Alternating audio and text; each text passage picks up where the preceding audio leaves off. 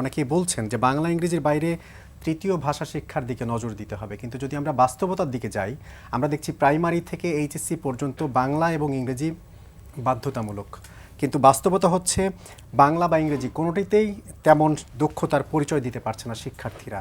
আসলে দুর্বলতাটা কোথায়? আচ্ছা, আসলে আমাদের তো শুধুমাত্র ভাষাগত শিক্ষা ব্যবস্থাপনা টোটাল যদি আপনি দেখেন, সেটা তো শুধু ভাষার ক্ষেত্রে নয়। আমরা স্বাধীনতার আজকে 55 বছরে আমরা পা রেখেছি। সেই 55 বছরে আমরা অনেকগুলো শিক্ষা কমিশন হয়েছে, কিন্তু কোনো কমিশনের যে মানে যে কারণে গঠন করা হয়েছিল এবং যে সুপারিশগুলো, সেইগুলোর আলোকে আমরা শিক্ষা ব্যবস্থাকে আমরা মানে এখন পর্যন্ত আমরা বলবো যে কাঙ্ক্ষিত জায়গাটাই নিতে পারিনি। আমাদের জোড়াতালি দিয়ে চলে। এবং বাংলাদেশের শিক্ষা ব্যবস্থার ক্ষেত্রে আপনি যদি বলেন সবচেয়ে যে জায়গাটার মধ্যে উপেক্ষা করা হয় সেটাই হলো শিক্ষা ব্যবস্থা। এই যে আমাদের একটা 18 মাস বয়সী ইন্টারিম গভর্নমেন্ট গেলেন এবং সেই গভর্নমেন্টের যিনি প্রধান ছিলেন, মাননীয় প্রধান উপদেষ্টা ছিলেন ডক্টর মোহাম্মদ ইউনূস, সর্বত্রই সার্বক্ষণিকভাবে বলেছেন ছাত্ররা তার নিয়োগকর্তা এবং ছাত্রদের তিনি ভবিষ্যৎ রাজনীতির নিয়ন্ত্রক হিসাবে বা সরকার পরিচালনার মূল চাবিকাঠি হিসাবে তিনি দেখার চেষ্টা করেছেন তাদেরকে উপাত্ত হবে। এত রাষ্ট্র মেরামতের পরিকল্পনা নিয়েছেন, কিন্তু ন্যূনতম কোনো উদ্যোগ নেওয়া হয়নি যে জায়গাটায়। কোনো কমিশন গঠন তো হয়নি কোনো সেটি হলো শিক্ষা। তো আপনি তো শুধু ভাষাগত না, বাংলাদেশের এই টোটাল আমাদের এই স্বাধীনতার এই 54 বছরের মধ্যে আমরা আসলে শিক্ষা ব্যবস্থা কি হওয়া উচিত, কিভাবে করা উচিত, সেই ব্যাপারেই আমরা এখনো একটা জায়গায় পৌঁছতে পারিনি। তো ফলে আপনি ওই যে ভাষার কথাটা বললেন, সেই ভাষার ব্যাপারেও আমরা কিন্তু বাংলায় আমি কথা বলি, কিন্তু আপনি বাংলা ভাষার ব্যাকরণ শিক্ষা আপনি দেখেন এখন সিলেবাসগুলোতে গিয়ে যে বাংলা ভাষার ব্যাকরণ শিক্ষা বা বাংলা ভাষাটাকে প্রমিত করে আমাদের যে পাঠদানের যে প্রক্রিয়া, আপনি ঢাকার বাইরে যান, প্রত্যেক অঞ্চলে প্রাইমারি শিক্ষা যেখানে স্কুলের টিচার তার যে মানে লোকাল আঞ্চলিক ল্যাঙ্গুয়েজ আছে সেইখানেই তারা সেই ভাষাতেই তারা পড়ায়। তো প্রমিত বাংলা পাঠ পঠন বা ভাষার পাঠ পঠনের ব্যাপারে আমাদের একটা মানে দুর্বলতার জায়গা আছে। ইংরেজির ক্ষেত্রে তো আরও অনেক বেশি। ইংরেজি আমাদের বিদেশি ভাষা। আমাদের যেটা বললাম যে আমাদের সমাজের একটা বড় অংশ মানে যারা বাংলা ছাড়া তাদের আর কোনো গত্যান্তর নেই, তারাই এখন বাংলামুখী।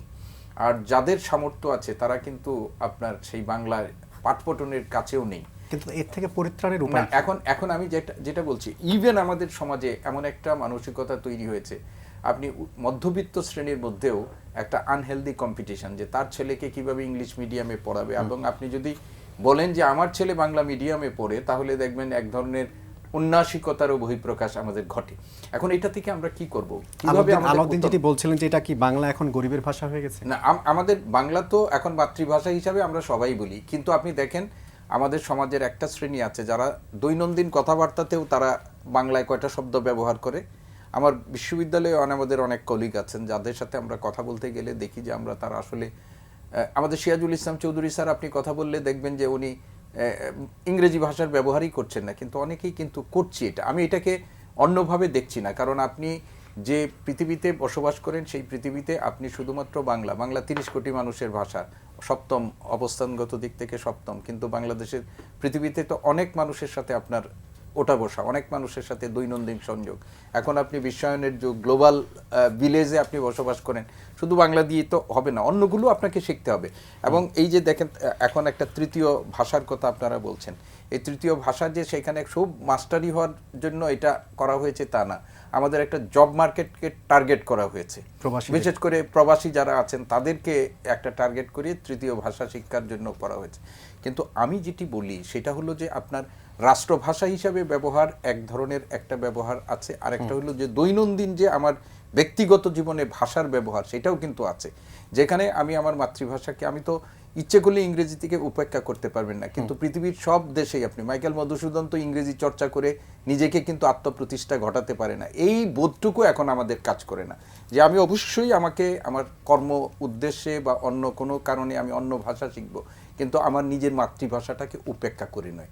আমাদের এখানে যেটা এখন চলছে সেটা হলো মাতৃভাষার চর্চার উপেক্ষা, এক ধরনের উপেক্ষা, এবং যেটি আমাদের কাছে একটা আপত্তির জায়গা যে আমাদের এইটাকে আপনি উপেক্ষা করলে হবে না। পৃথিবীর সব দেশের মানুষই দেখবেন যে তারা নিজের মাতৃভাষাকে তারা গুরুত্ব দেয় এবং আন্তর্জাতিক ভাষাটাকেও যেটি ইয়ে করে সেটাও হয়, জি। যেটা আমার দেশে এখন হচ্ছে না। আর যেটি বলছেন যে তরুণদের মধ্যে আগ্রহ বাড়ছে এই একদিনের আনুষ্ঠানিকতায়, এই আগ্রহটা অনেক বাড়ছে। কিন্তু আপনি শহীদ মিনারে ফুল দিতে যাওয়া অনেক, তো আপনাদের গণমাধ্যমেই দেখি, তাকে যখন প্রশ্ন করা হয় সে কেন গেছে এখানে, সেই বিষয়টা কিন্তু একটা মুখস্থ কথা বলে কিন্তু এটার বিষয়টা জানে না। সেইখানেই হচ্ছে আমাদের আজকের যে সমস্যাটা, এইখানেই যে আমরা আমাদের এই যে আপনি ধরেন ৭৪ বছরের আমাদের যে ঘটনা, ৭৩-৭৪ বছরের আমাদের ইতিহাস, সেই ইতিহাসে আমাদের যে লম্বা সময়টা পাড়ি দিয়ে আমাদের এই ভাষা পৃথিবীতে তো অনেক ঝুঁকিপূর্ণ ভাষা হয়ে গেছে। একটু আগে উনি বলেছিলেন যে আমাদের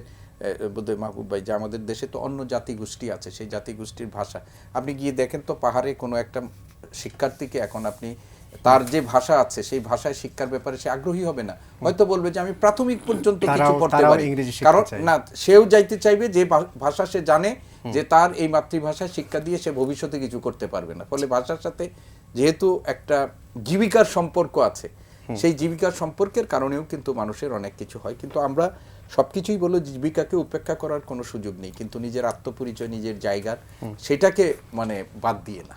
জি,